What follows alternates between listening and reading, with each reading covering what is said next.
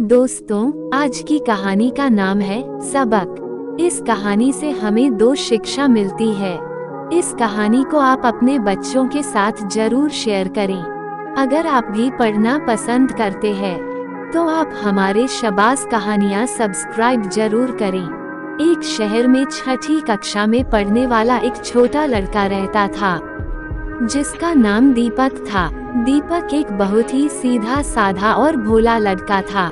एक दिन जब दीपक अपने कमरे में किताब पढ़ रहा था तो माँ ने आकर उसे कहा, दीपक जाओ पास की दुकान से इस लिस्ट में जो सामान लिखा है वो लेकर आओ। दीपक तुरंत उठा और माँ के हाथ से पर्ची लेकर सामान लाने चला गया। जब वह सामान लेकर वापस आ रहा था तो उसने देखा कि उसी के स्कूल में 10वीं कक्षा में पढ़ने वाले दो बच्चे सनी और टोनी सड़क के किनारे खड़े हैं। दीपक उन्हें अनदेखा करके उनसे बचकर तेज तेज चलने लगा क्योंकि वे दोनों बहुत ही खराब बच्चे थे। न तो पढ़ाई में उनका मन लगता था और न ही वे खेलकूद में आगे थे। बस सारा दिन स्कूल में मस्ती करते और मटर गश्ती करते थे। मगर उन दोनों की नज़र दीपक पर पड़ ही गई। वे दोनों भागकर उसके पास आए और उसको रोक लिया। फिर सनी ने उसे बातों में लगाया और टोनी ने चुपके से कुछ सामान नीचे गिरा दिया। फिर गिरे सामान की ओर इशारा करते हुए सनी ने कहा, अरे दीपक देखो, शायद ये तुम्हारा कुछ सामान गिर गया है। तुम्हारी थैली में से गिर गया होगा लगता है। दीपक ने जैसे ही उस सामान को उठाकर देखा तो टोनी ने तुरंत ही अपने मोबाइल से उसका फोटो खींच लिया और उससे कहा, तुम चोरी भी करते हो दीपक, ये तुम्हारे हाथ में मेरा सामान है, मैं कब से इसे ढूंढ रहा था। दीपक बहुत डर गया और रोने लगा। नहीं नहीं, मैंने कोई चोरी नहीं की है, चोरी तो तुमने ही की है और हमारे पास इसका सबूत भी है। फिर उन्होंने दीपक को अपने मोबाइल से खींची हुई फोटो दिखाई जिसमें उसके हाथ में उन दोनों का सामान था। फिर टोनी ने दीपक से कहा, अब तुम्हारी यह फोटो हम पूरे स्कूल में दिखाएंगे और प्रिंसिपल सर को भी बताएंगे कि तुम चोरी करते हो, हमने तुम्हें रंगे हाथों पकड़ा है।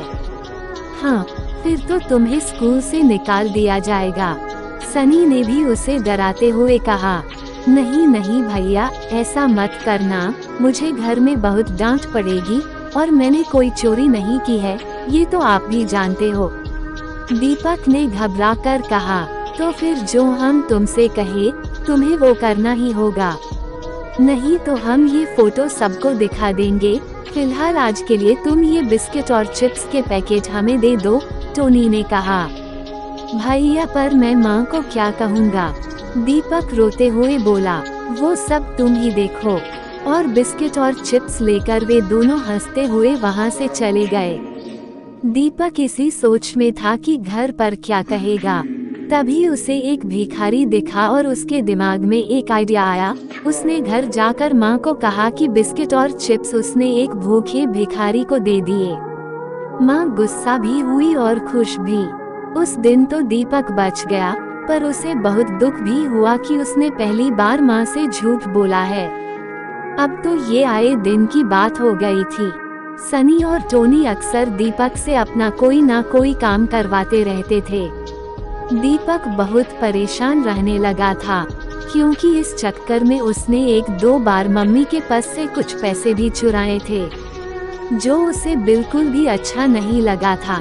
उसकी माँ को समझ में तो आ रहा था कि उनका बेटा परेशान है, पर लाख पूछने पर भी दीपक उन्हें कुछ ना कुछ बताकर टाल देता था।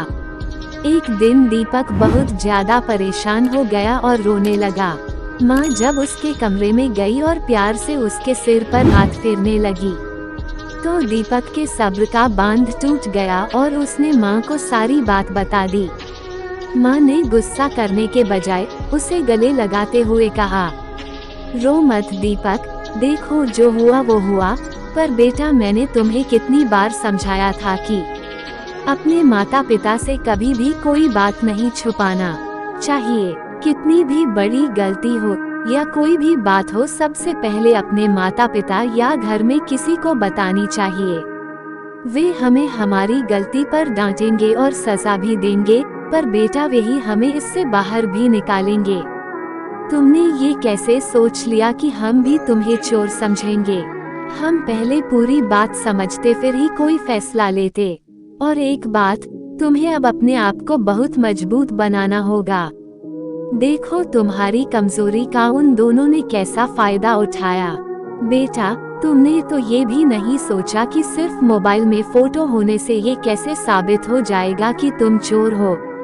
और सनी और टोनी का रिकॉर्ड देखकर तो कोई भी उन दोनों की बातों पर विश्वास नहीं करेगा। खैर, मैं कल ही तुम्हारे साथ स्कूल चलूंगी और तुम्हारे प्रिंसिपल सर को सारी बात बताऊंगी। अब तुम चिंता मत करो, हमें तुम पर पूरा विश्वास है। माँ की बात सुनकर दीपक का सारा डर, सारी चिंता दूर हो गई।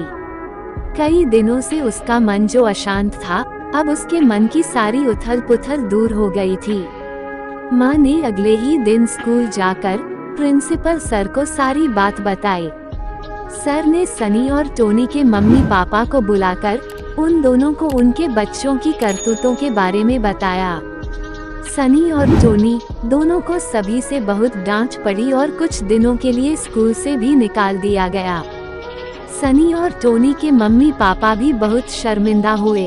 उन्हें प्रिंसिपल सर और दीपक और उसकी मम्मी से माफी भी मांगनी पड़ी। प्रिंसिपल सर ने सनी और टोनी को आखिरी हिदायत देते हुए कहा कि यदि इसके बाद भी वे दोनों नहीं सुधरते हैं तो उन्हें बाल सुधार गृह में भेज दिया जाएगा।